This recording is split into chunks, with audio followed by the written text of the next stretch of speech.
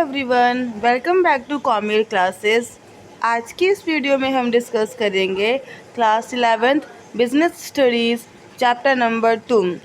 Last class में हमने कुछ टॉपिक्स को ऑलरेडी डिस्कस कर लिया है, जैसे फॉर्म्स ऑफ बिजनेस ऑर्गेनाइजेशन में जो पहली फॉर्म हमें दी गई है वो है सोल प्रोप्राइटर। तो सोल प्रोप्राइटर की मीनिंग, लिमिटेशंस एंड मेरिट्स और फीचर्स, इन सभी चीज़ों को हमने इन डिटेल में डिस्कस कर लिया है। इसको देखने के लिए प्लीज़ पहले की वीडियोस को जाइए और देखिए, समझिए, ठीक है। और लाइक शेयर सब्सक्राइब भी कर दीजिए। चलिए अब हम पढ़ते हैं next form of business organisation which is joint Hindu family business. अब जॉइंट हिंदू फैमिली बिजनेस होता क्या है? जैसे कि नाम डिफाइन है, ये एक फैमिली बिजनेस है और जनरली ये इंडिया में ही बहुत ही ज़्यादा फेमस है और या फिर सिर्फ पाया जाता है। तो let's start. Joint Hindu family business is a specific form of a business organization found only in India। ये सिर्फ कहाँ आपको देखने को मिलता है? सिर्फ इंडिया में ही देखने को मिलता है। अब it is the one of the oldest form of business organization। ये सबसे पुराना फॉर्म है ऑर्गेनाइजेशन का हमारी कंट्री में। अब it refers to a form of organization wherein the business is owned and carried by the member of its Hindu undivided family. ठीक है, ये एक तरीके का बिजनेस है जिसकी मीनिंग बताई जा रही है कि it refers to a form of organisation where the business is carried and owned by. Carry और ओन मतलब इसको चलाता कौन है और इसका मालिक कौन होता है? हिंदू अनडिवाइडेड फैमिली के मेंबर्स।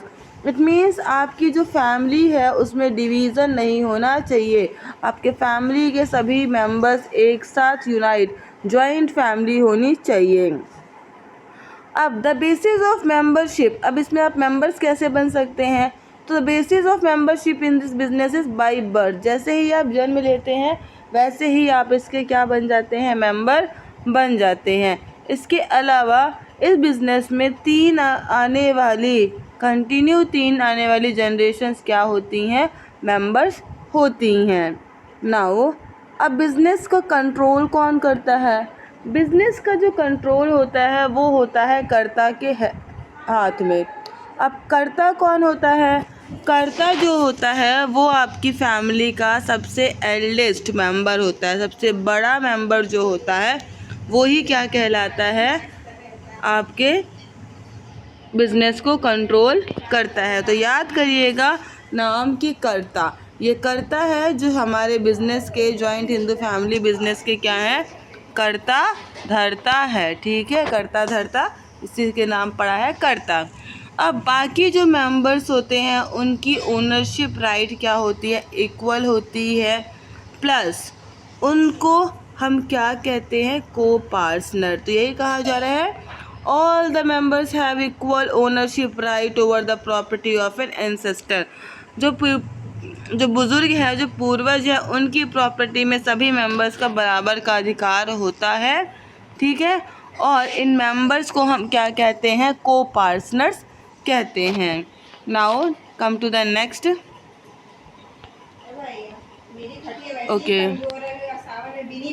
ओके सो अभी तक हमने पढ़ लिया है कि जॉइंट हिंदू फैमिली क्या होता है, बिज़नेस क्या होता है, इस बिज़नेस को मैनेज कौन करता है, कंट्रोल कौन करता है, प्लस इसके मेंबर्स कौन होते हैं और मेंबरशिप कैसे होती है। अब जेंडर इक्वालिटी की बात की जाए तो 2005 का एक एक्ट है। ठीक है, 2005 का एक एक्ट है यहाँ पे। इस एक्ट के तहत जो डॉटर होती हैं, ठीक है, जो डॉटर होती हैं उनको भी क्या कहा जा रहा है कि वो भी अपनी जॉइंट हिंदू फैमिली बिजनेस की को पार्टनर्स बन सकती हैं। ठीक है, और जब भी पार्टीशन होगा इस प्रॉपर्टी का तो उनका भी इक्वली इसमें शेयर होता है। तो यहाँ पे जेंडर से कोई मतलब नहीं है, हर किसी को यहाँ पे शेयर होता है। और जो एल्डेस्ट मेंबर होगा, चाहे वो मेल हो चाहे वो फीमेल हो, वो कर्ता बनेगा इस हिंदू अनडिवाइडेड फैमिली बिजनेस में। Now come to the features of the joint Hindu family. So following are the highlighted features. First of all, formation. तो बिजनेस को फॉर्म करने के लिए आपको एटलीस्ट 2 मेंबर्स की ज़रूरत पड़ती है, ठीक है। 2 लोगों का होना ज़रूरी है आपकी फैमिली में, और साथ ही साथ इनके पास इनकी खुद की इनहेरिटेड प्रॉपर्टी होनी चाहिए। इट मीन्स इनके एंसेस्टर्स की प्रॉपर्टी इनके पास होनी चाहिए, तभी ये बिज़नेस को फॉर्म कर सकते हैं। इसके अलावा यहाँ पे कोई एग्रीमेंट नहीं चाहिए मेंबरशिप की, क्योंकि यहाँ पे जो मेंबरशिप होता है वो बाय बर्थ होता है। अगर किसी पर्सन ने इस जगह जन्म ले लिया तो वो इस बिज़नेस का मेंबर बन गया। एग्जांपल के लिए अंबानी फैमिली में उनके बच्चों ने जन्म लिया, वो इसीलिए वो बाय बर्थ उस फैमिली बिजनेस के मेंबर बन गए हैं। तो इसीलिए इसका फॉर्मेशन इजी होता है। You just only need to have 2 members in your family who want to initiate business, ठीक है। बिजनेस को इनिशिएटिव देने के लिए वो रेडी होने चाहिए। उसके बाद उसके पास क्या होनी चाहिए, प्रॉपर्टी होनी चाहिए, ख़ानदानी विरासत होनी चाहिए अच्छी खासी, तो आप बिज़नेस को स्टार्ट कर सकते हैं। होप आपको इतना अच्छे से समझ आया होगा। Now come to the next feature. अब लाइबिलिटी, जैसा कि सोल प्रॉपर्टरशिप कहता था कि लाइबिलिटी अनलिमिटेड होती है, लेकिन जॉइंट हिंदू फैमिली में क्या होती है, लाइबिलिटी मिक्स होती है। कुछ लोगों की लाइबिलिटी लिमिटेड होती है और कुछ लोगों की अनलिमिटेड। अब पहले हम जान लेते हैं अनलिमिटेड। अब अनलिमिटेड लाइबिलिटी का मतलब तो हमने यही पढ़ा है कि अगर कोई नुकसान होता है तो उस केस में आपकी पर्सनल प्रॉपर्टी को भी पेमेंट के लिए यूज़ किया जाएगा। तो यहाँ पे कर्ता जो सीनियर और eldest most person of the family होता है, उसकी जो लाइबिलिटी होती है वो कैसी होती है, unlimited. It means in case of any default or in case of any loss, their personal property, karta personal property is utilized for the repayment of particular thing. Ab what about the co-partner? So the co-partners have limited liability up to their share. तो यहाँ पे partners की तो limited होती है but कर्ता की unlimited होती है। Please remember all this points for your examination and it will be came in the form of MCQ etc. So be ready for all the topics whichever going to be come in your examination.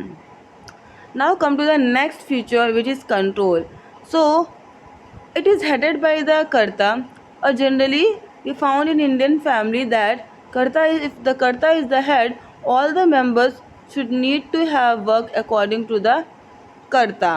तो यहाँ पे भी यही चीज़ है, कर्ता head है तो कर्ता क्या है, इनका पूरा का पूरा कंट्रोल होता है। Whatever he want other members of the family need to follow, बाकी मेम्बर्स को उनकी बातों को फॉलो करना पड़ता है। नेक्स्ट थिंग, कर्ता का डिसीज़न सही है गलत है, इससे आपके जो को पार्टनर है वो कुछ नहीं कर सकते हैं, because the decision of the karta is binding on the members.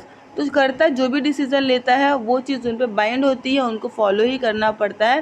तो इसीलिए कहा जा रहा है कर्ता की जो डिसीजंस होते हैं वो बाइंडिंग होते हैं मेंबर्स पे, वो ठुकरा नहीं सकते, वो मना नहीं कर सकते, उनको उनके हिसाब से ही चलना होगा।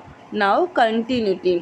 अब कंटिन्यूटी की बात की जाए तो बिजनेस कंटिन्यू करता है, कर्ता की डेथ भी हो जाती है तो भी बिजनेस कंटिन्यू करता है, क्योंकि फैमिली का जो नेक्स्ट एल्डेस्ट मेंबर होता है वो बिजनेस का ओनर बन जाता है। That is why it has continue existence.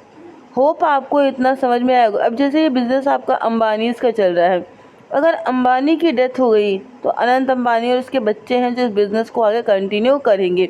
अब इन दोनों में जो बड़ा होगा वो क्या बन जाएगा, कर्ता बन जाएगा। तो इस तरीके से आपका बिज़नेस कंटिन्यू करता है। होप आपको इतना समझ में अच्छे से आया होगा। सो दिस अब now come to the next and the last feature which is minor member. Minor member in the sense कि जो बच्चे छोटे हैं 18 प्लस नहीं है, what about their rights. So as we have already read that In case of joint Hindu family, the membership in the business is acquired by birth. That is why there is no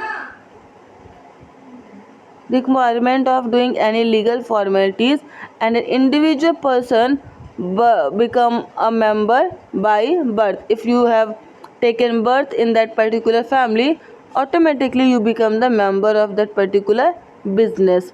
So hope all the concepts are cleared.